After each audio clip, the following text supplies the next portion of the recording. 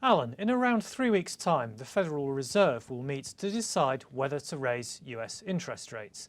Now, traditionally, rising rates have meant a stronger dollar, which has been bad for commodity prices. But I gather the gold price hasn't actually been doing too badly recently. No, it hasn't. It's outperformed if you look at it compared to a commodity index such as the CRB index. It's done reasonably well this year in relative terms. Certainly done better than copper, for instance, which is down a lot this year.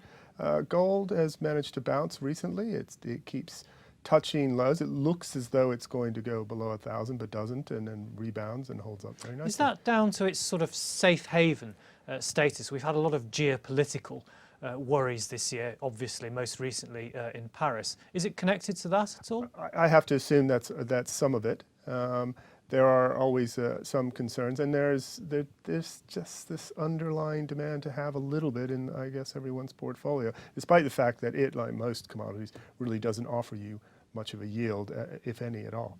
Now, of course, the traditional way, unless you wanted Krugerrands under your bed, to get exposure to gold was to buy shares in gold mining companies.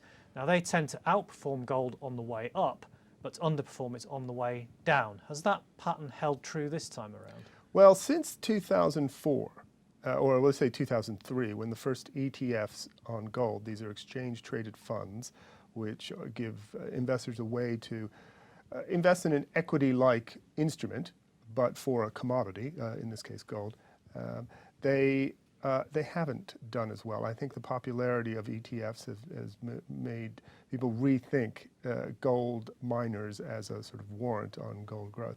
There have been times over the last 10 or 12 years where gold miners have outperformed the gold price, but I would say really since the ETFs have come out, that's not been the case. Of course, gold miners have poured money into new mines, and as a result of that, they've taken on a lot more debt.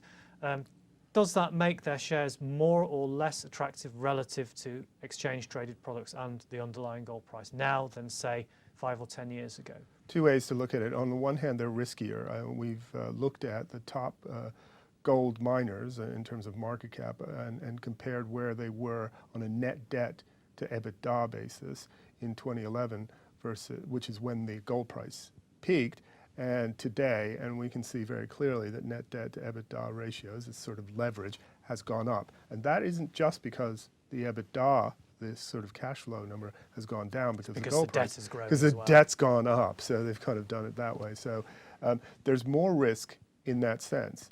The positive thing we can say about the gold miners is a lot of them, for most of them, the capital investment has peaked.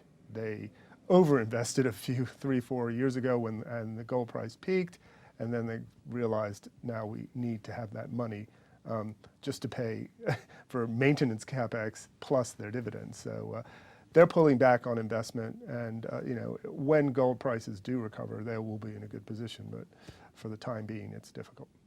Alan, thank you very much.